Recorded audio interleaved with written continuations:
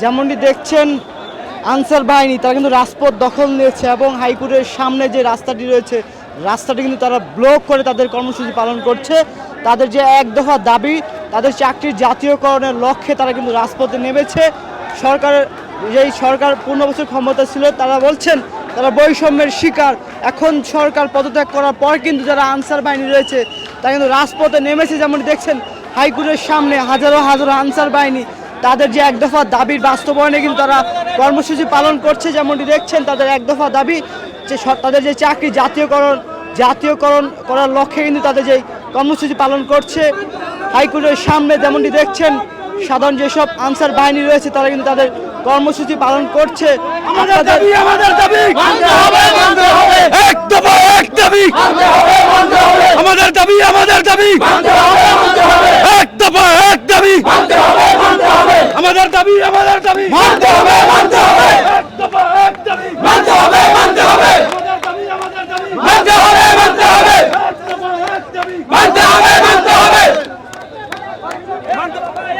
দর্শক যেমনটি দেখছেন যারা আনসার বাহিনী তাদের যে এক দফা দাবির বাস্তবায়নে কিন্তু তারা রাজপথে তাদের যে কর্মসূচি পালন করছে। যেমনটি দেখছেন হাইকোর্টের সামনে যে রাস্তাটি ব্লক করে তারা কিন্তু তাদের কর্মসূচি পালন করছে।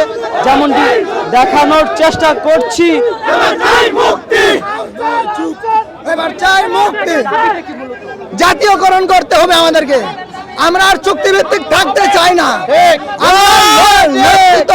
শোষিত বঞ্চিত আর হতে চাই না।